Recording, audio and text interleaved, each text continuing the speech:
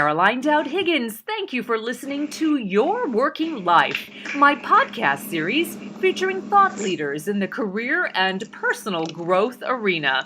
You spend a significant portion of your life at work, so my goal is to provide you with tools, inspiration, and resources so you can enjoy your career and love your life. And today I am delighted to welcome my very special guest, Ann Fishman. Ann, welcome to the show. Oh, thank you so much. It's wonderful to be here. I am really excited to dive into a juicy conversation about your new book, Marketing to the Millennial Woman, what everybody wants to know. But Ann, let me share your bio with our listening audience. Thank you. Ann Fishman is a leading expert in providing insights into the preferences, trends, and buying habits of each of America's 6 generations in the emerging field of generational trends. She's a recipient of 4 research fellowships awarded to her by the U.S. Senate Special Committee on Aging. She created the National Mentor Corps and a national workshop on intergenerational issues. She authored and edited Lifelong Learning for an Aging Society and Intergenerational Mentoring. And again, her brand new book is Marketing to the Millennial Woman. So, Ann, let's dive right in. First, let's set this up for the audience. So, you're a generational expert, but help us understand, who are the millennials? The millennials are young Americans who were born from 1982 to the year 2000. And the reason that everybody is so interested in them, because it's like they forgot every other generation, but the reason they're so interested in millennials in general is that there are 80 million millennials out there. That's more than there are British people or French people or Spanish people. Wow.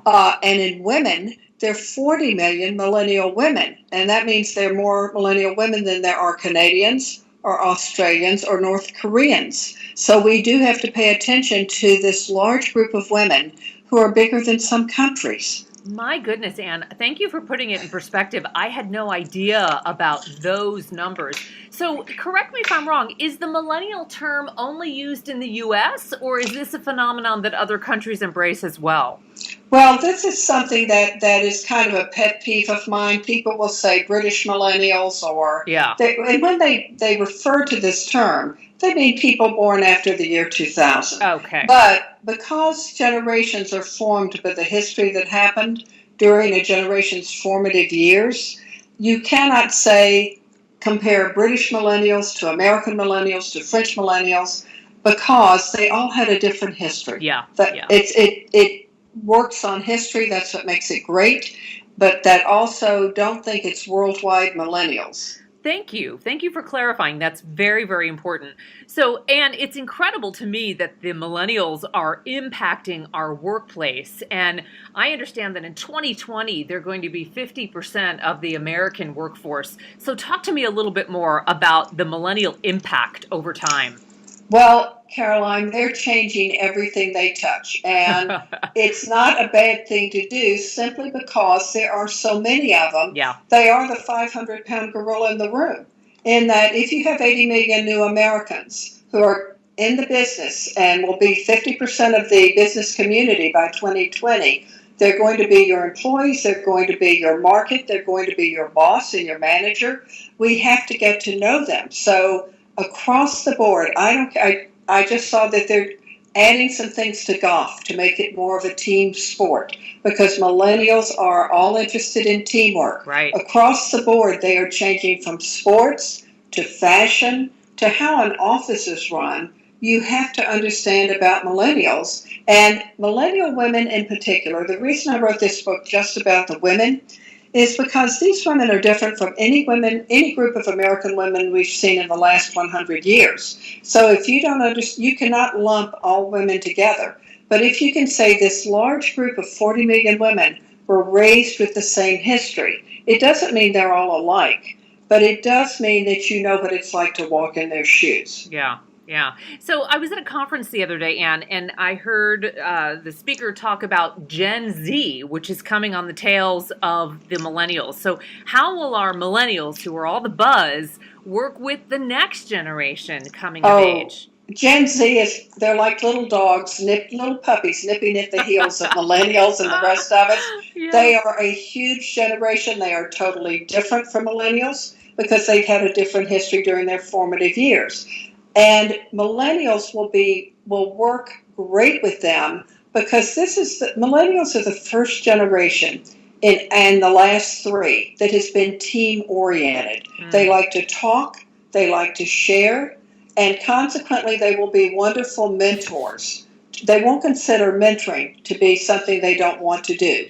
They will consider mentoring to be another way to communicate. So I think millennial bosses and managers will be absolutely terrific with Generation Z. That's encouraging because I see mentorship as a great quality in strong leaders. So I'm encouraged. That's wonderful to hear. Yeah, we may have more mentors than we have mentees, you know. So Maybe that. numerically, is Gen Z close to the size of the millennials or not so? Well, I read something the other day that said there were about 60 million of them. Everybody has different cutoff dates. Yeah. And we don't know when that generation is going to end. I We see. know that it begins in the year 2001, but we haven't seen the end of it yet. So for that reason, I would say they would be almost as large, if not larger. So you have to be on top of Gen Z. Maybe at another time we can do something about Gen Z, but the point is that millennials are a large generation. They have to be respected. And Gen Z is a large generation. They have to be respected. Yeah, absolutely. So, Ann, let's get to a timely current affairs reality. We're in the midst of a 2016 presidential election campaign, Oh, and yes. everybody wants the millennial vote. So let's slice it a little bit and skew to our audience, which is women on Your Working Life. How does the presidential candidate, whichever one anyone chooses as they're listening to the show, how do they gain the vote of millennial women? Well, let me start off. I'm usually a very positive speaker, but let me start off with the negative. Okay. One of the things that you do not do in trying to attract millennial women is to appeal to gender, because this generation is almost on equal par with men, and I even hesitate to use the word almost, because they do almost everything that men can do, and the reason they don't do everything is because they don't want to. But this generation has choices. They are really reaping the benefits of the feminist movement. They can be stay-at-home mothers. They can be in the military. They can be Army Rangers.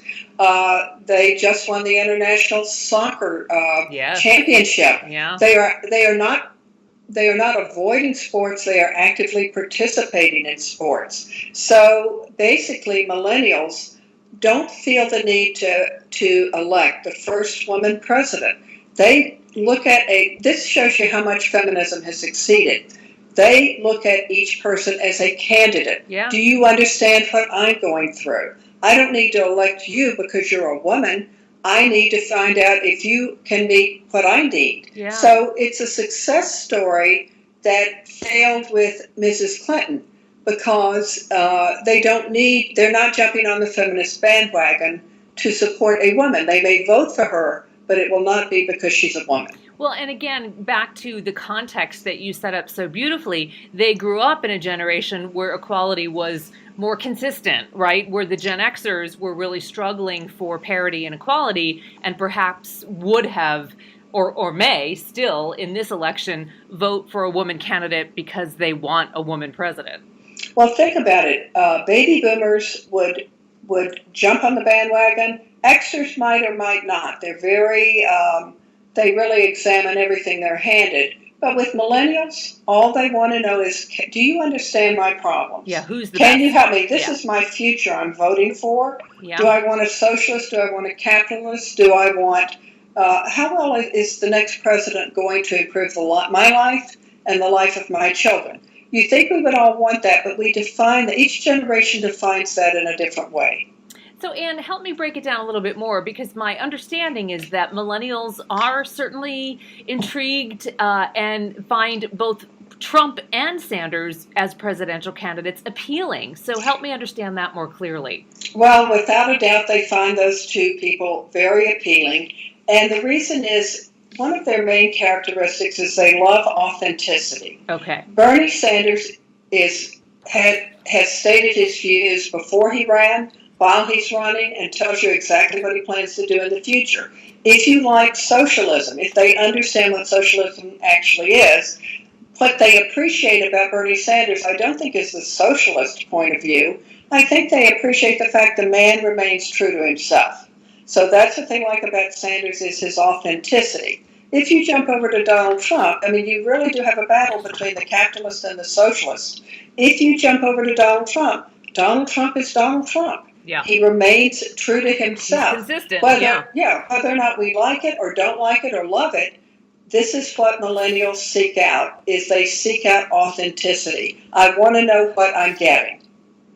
There we go. So what about marketing to these women? Because they have millennial women, they have tremendous buying power, and they're incredibly tech savvy, they're confident, they're strong. You write about how they're bursting with ideas in the book, and they're champion multitaskers. How do we attract them to purchase our products or our services? Well, the first thing that you have to do is you have to understand them. Okay. If you could not tell me 5 to 10 things about a millennial woman or about millennials in general in the next few minutes, then how can you possibly work with them and sell to them and create campaigns and products for them? So I would say the first thing you need to do is learn as much as you can about millennials so that you really do understand what it is they want, because every generation is different. The next thing I would say is that this is a digital generation. They have been in a technology revolution. So the haves and the have-nots in their case are the people that understand technology and the people that don't. It's not enough just to throw up all those little symbols on your website, tweeting, LinkedIn, the whole thing. You have to have a hook. You have to be creative. Remember, these are conversations you're holding with people, and therefore they have to be conversational. Someone has to want to talk to you to attach to your social media. And don't just think by throwing up the symbols that's an automatic, yes, I'm really cool and with it. The social media that does great is a true conversation between millennials and the person to whom they're talking. Are you talking about things they want to hear about? Are you talking in their language? One of the reasons that Trump does so well, and I mean, people, the older generations like to laugh at the way he tweets, but he tweets like millennials. Right. And he's made a mistake in his tweeting. Well, guess what? So have they. So consequently, they like the fact that he speaks in their language, and they know that a tweet from him is what's on his mind. So that answered my next question. It need not be that they are responding to people in the same generation. It's just the same language, right? And how can you help me? Well, I think it's really important to speak in a person's language. And that can go both ways. If I'm talking to a person from the silent generation, a person who's a baby boomer, a person who's Gen X, you really have to speak in their language, just like they have to. If you're after millennial business, you better be able to talk in their language, which is 140 characters. Go over 140 characters, they begin to be bored.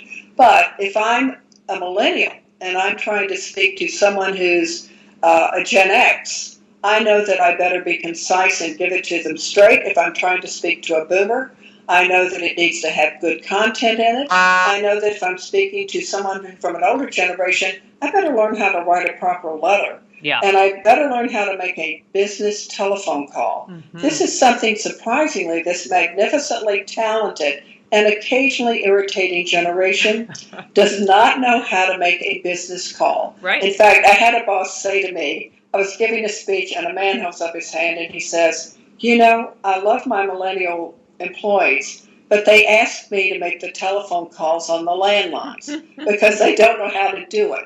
Millennials need tutoring and mentoring in the soft skills. Yeah. They have, because they are so tech oriented, they have lost a little bit of their ability to pick up facial expressions, to listen for verbal cues, to read body language. So consequently, the best thing you can do if you're employing them is to help them sharpen up a little bit because they do want to move ahead. Great advice. It's interesting, Ann, I often think of it in terms of attention span. And I find that in order to get a point across to a millennial, you've got to hook them. You've got to have a sticky factor and you've got to be succinct, right? This conference that I just attended about Gen Z mentioned that their attention span will be on or about the 8-second mark. That's incredibly fast. Are the Well, millennials a little longer? Maybe 10 seconds? I don't well, know. I would have put millennials maybe at about 10 seconds Okay. and Gen Z at about 5 to Okay. 8. But the reason is, go look at any really good YouTube video. Yeah.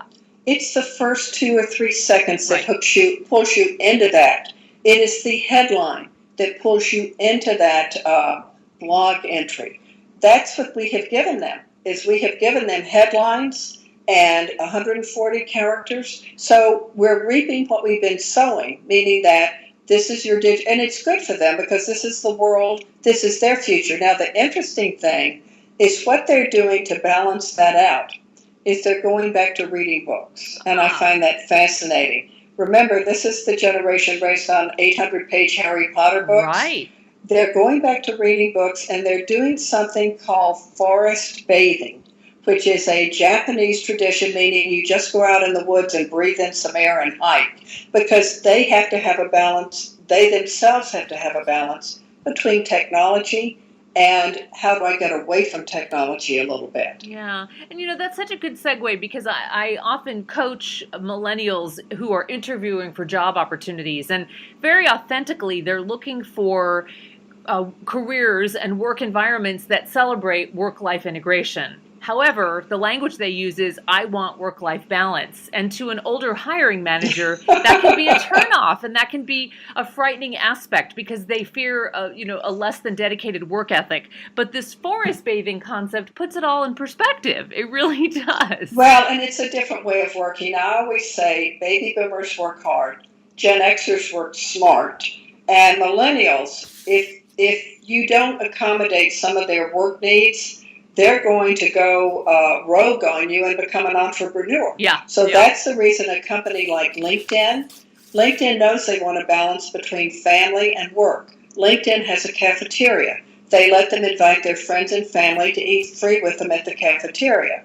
They know that they can get overloaded because they have so much coming in on them. They're good at millennials are good at multitasking, but LinkedIn gives them one Friday every month to do personal projects. Yeah. So it's you don't have to be LinkedIn to give somebody a couple of hours of free time once a month. You can be a mom and pop store, but just to say, look, this is your coffee hour. Go do whatever you want to do. Nice. This is the way to get a workforce really to love their job, to love you. When they come into your store, when you're working with them, find a way to give them a little peace and quiet from the digital world, because if you've ever sat on a plane by a millennial, what they do is they put in their earplugs. They do not talk to you on an 8-hour trip. And consequently, I used to think it was bad manners. It's not. It's their way of drawing boundaries to get a little bit of peace and quiet in a very busy digital world. We can learn so much from each other, and it's just beautiful to hear these descriptions and hear how we can relate and enjoy the differences, celebrate the differences. So, Ann, let's end before we talk about the book because it is extraordinary. I have learned so much. Oh, thank you. You're so welcome. You mentioned a bit about how we can attract, motivate, and retain this extraordinary millennial talent in the workforce by creating community engagement opportunities and environments like LinkedIn or Google that celebrate social aspects to the career world. Any other little tidbits for the Gen Xers listening and the Boomers listening that really crave this millennial talent in their workforce? Well, I think you summed it up quite well when you said they want a profession with a purpose. They want to know that you stand for more than the bottom line. And this generation will change the world by insisting that corporate America do something beside its work, that it has to leave a really good history behind them. But another thing you can do is to understand this is a team. They have been team taught, team graded, given trophies for just showing up for team sports. Right. Consequently, they think in terms of the group. That's not a bad thing because they want to promote you. They want to promote your project. They want to promote your services and your products. They want to be a part of your PR, of your product development, of your marketing. The more you can include and engage a millennial, the more likely you are to keep them because they feel like they want bragging rights. I work for company ABC, and ABC can be, as I said, small or big, but they want a company that they are part of the company. This is part of their brand. So every time you think about why I want to keep this millennial or I want to get this millennial, remember that they want to be included. And if you point out what you stand for, how they will be included, and how you do understand that they have needs, and this company intends to, just like with all generations, the happier the employee, the more productive the employee. So it pays to get to know, to revisit baby boomers. No one ever thinks about Gen Xers, frankly, to get to know Gen Xers, to understand millennials' needs because there's so many of them, and to get ready for Gen Z's needs. And they're coming. Yeah, yes, they are. Ann Fishman, what a joy to have you on the show. Let's talk about the book, Marketing to the Millennial Woman. It is extraordinary. I'm holding it in my hand, and I have learned so much by reading it and from you today. How can we buy your book? Oh, thank you so much. You can find it on Amazon.com. And you can just type in Ann Fishman, or you can type in Marketing to the Millennial Woman, and it will pop right up. It's really, I made it readable. I don't like big books that I keep on the side of the bed and never read. So this one is extremely readable and enough to get you, read it on Friday, you can put it into action on Monday. I agree. I've got it dog-eared and highlighted and underlined, and I keep it on my desk, and I refer to it often. And Thank you. That's a real compliment. Well, I do appreciate it. It's my pleasure. You earned it. I want to remind our listeners, too, your website is annfishman.com. You're also very active on Facebook and Twitter, and if I recall, your Twitter handle is @AnnFishman. It is, and I try to put out at least 4 tweets a day on something that's relevant. I've been focusing more on millennials lately, but basically I really concentrate on all 6 generations. We have 6 living generations. So if you follow me on Twitter, if you visit the website, I try to put in blog entries from time to time on things of importance. You can kind of keep up a bit by following the blog entries, by following me on Twitter, and I'm going more into LinkedIn and to Facebook as we speak, because frankly, you can't do it all at once. I'm not a millennial. So and that's really okay. Yes, it's fine. We celebrate those differences, and I couldn't agree with you more. If we're to get along in this multi-generational global sandbox, we need to learn about each other, and you are a tremendous resource for that. Oh, thank you so much, and thank you so much for having me. And it's been a joy. I wish you continued success with the book, and I hope to meet you in person someday soon.